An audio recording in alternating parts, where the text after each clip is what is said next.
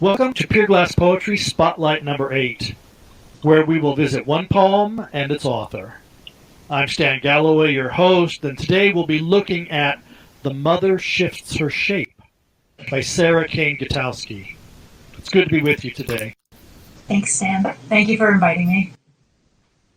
Sarah comes to us today from New York. She's the author of Fabulous Beast, winner of the 14th Annual National Indie Excellence Award for Poetry, and runner-up for the X.J. Kennedy Poetry Prize. The Mother Shifts Her Shape comes from that collection. Sarah, would you begin by reading the poem for us? Yes, thank you.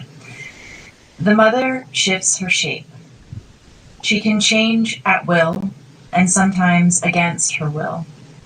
Most of the time, she is the sow, muscular but not easily moved. Then the sky turns the sick green color of an approaching storm in summer, where the farmer's alarm clock chirrups at the wrong time, where the fire whistle shatters her sleep. Then suddenly she is a monkey, bearing its hot gums and yellow teeth, or she is a nit, pestilent and blind, sinking into someone's skin. Poof, she runs, tumor-backed, a mouse in a maze. Poof, she kneels, mouth bloodied, over prey. Poof, the cold Atlantic beads on her head as she leaves its roiling waves. And each time the smoke clears, she wonders, for how long will she stay incarnate in this new shape? For how long will she be locked in a strange skin, married to an alien name? Yes, it's always a pleasure to hear a poem read aloud. At first, the comparison of mother to sow seems unflattering, but the tone of the poem doesn't come across as disparaging. How do you control the language in a way to make such comparisons reasonable or even positive? I think it's because I don't refer to her as swine or pig and use like the language that we tend to associate negativity with. And I focus on the word sow so much, like the motherhood aspect of her life, and the thing that more or less names her. So I don't use it in the book, but one of the things that I found when I was doing like some research on pigs, I didn't want to get too technical when I was writing a series of poems about like this pig character, but a pig that's a female that isn't used for breeding is called a gilt, I believe. And so like there is this that when you say sow, you mean pig that is meant to have piglets and to be bred. So I'm definitely asserting the role of motherhood when I use that. And so I focus on her intelligence and her experience. And I mean, there's like this kind of anthropomorphic thing that's going on with her, but she's, that helps me sympathize with her, because what an awful thing to just, your existence is to just breed and breed again and breed again and breed again. And then you give up your offspring, one minute they're there, and the next minute they're not. So that's all tied into the poems too. Yeah. A couple of episodes back, I said to Ksenia Rektika that poems about mothers are difficult to write well without slipping into cliche. But I find nothing cliche about this poem. Quite the opposite. In creating these various metaphors in the poem, do you remember coming upon comparisons that simply wouldn't work, that you rejected because they were too patently uncomplimentary? Well, I mean, first of all, thank you that to say like they're that you find the images, fresh and because I think that like any other writer, I could slip into an easy or ready phrase. But I think maybe they didn't happen here because I was focused on trying to keep things strange, because that's how I encountered motherhood with my first child, was like the strangeness of it.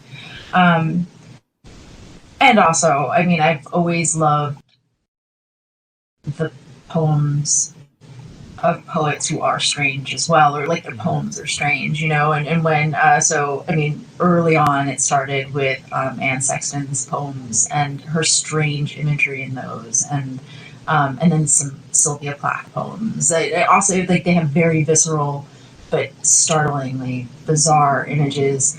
And then I gravitated to other poets. Right now, one of my favorite poets is Cynthia Marie Hoffman. She has really like frightening but beautiful images, and I was trying to do that with this poem, like to focus on maybe like images that evoked a kind of energy, right? So and then because you were talking about it being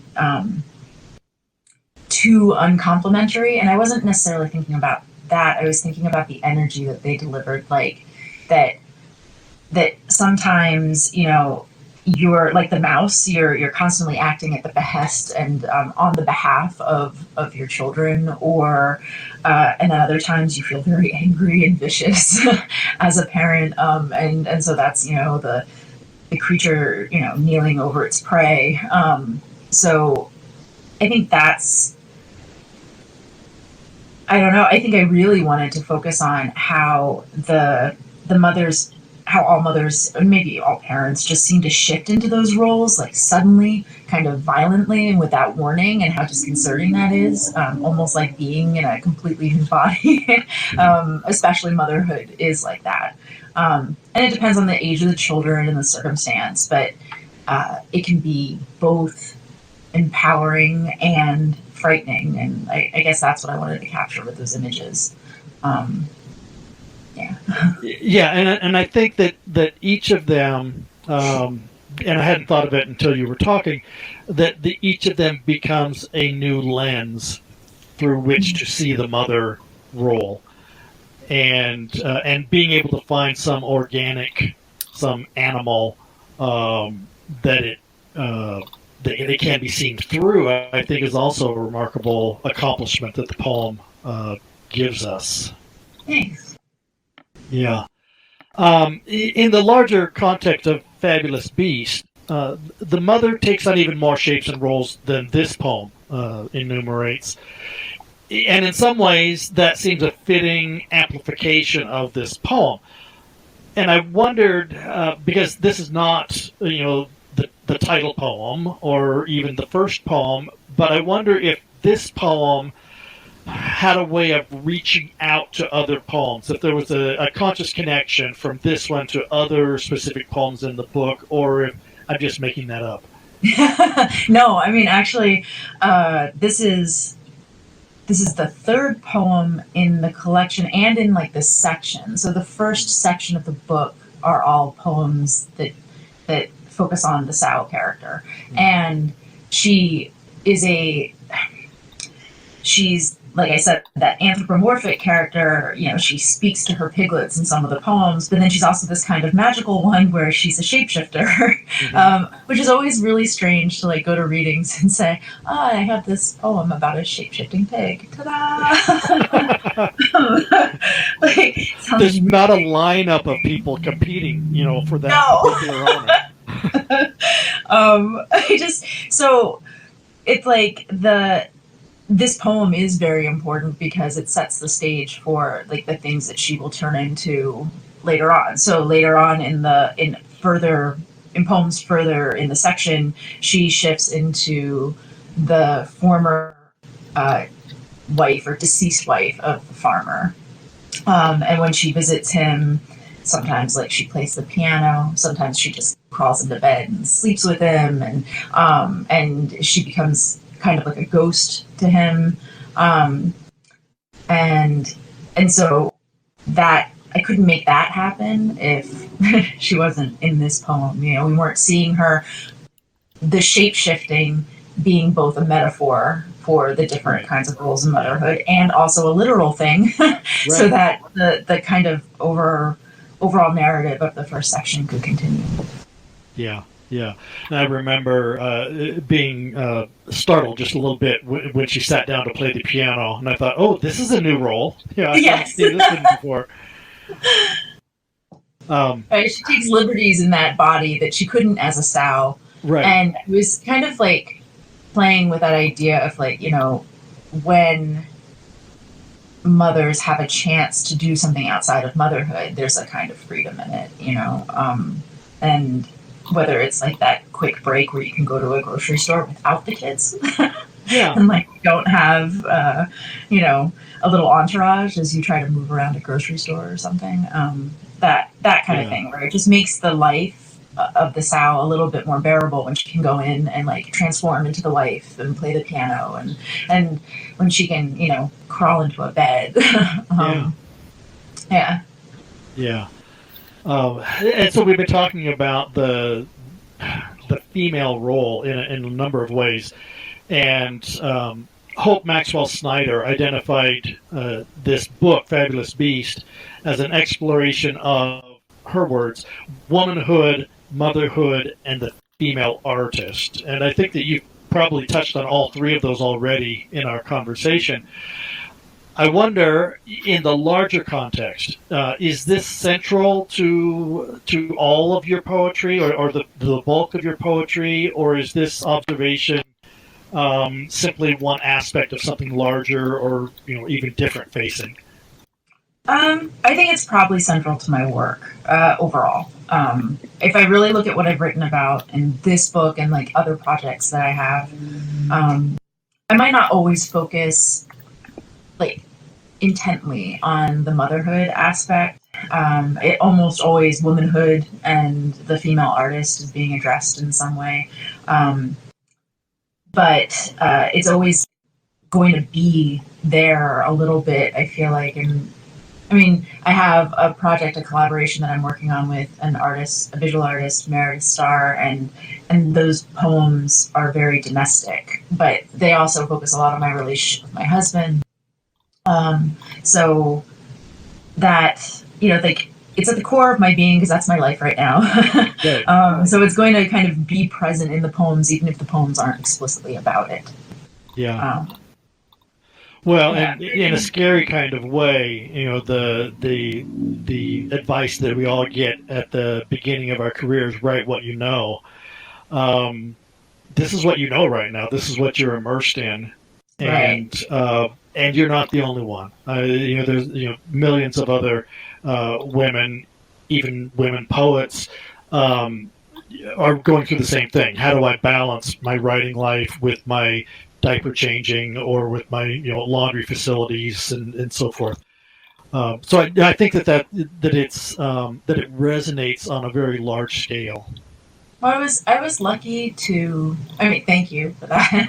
But I was lucky enough to take some classes with Derek Walcott in graduate school and even post grad, and he always kind of checked in on me. He's like, "You're still writing, right?" Because he knew. In fact, one of the workshops I took with him was when I was pregnant with my son, and he was telling me that he saw too many. He felt he saw too many of his female students who, like, once they started families, like left their writing behind, and that always kind of stayed in my head. Um, Right. and kept me going even when I felt like it was impossible to actually write the poem. I kept in my head that like they would be possible at some point, you know, Mhm. and they should be possible, and that they deserve that time. Yeah. And I envy that experience that you've had.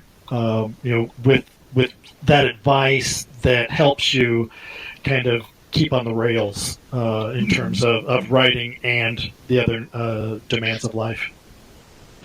I want to go to the end. The poem ends with that open-ended question: for how long will she be locked in a strange skin, married to an alien name?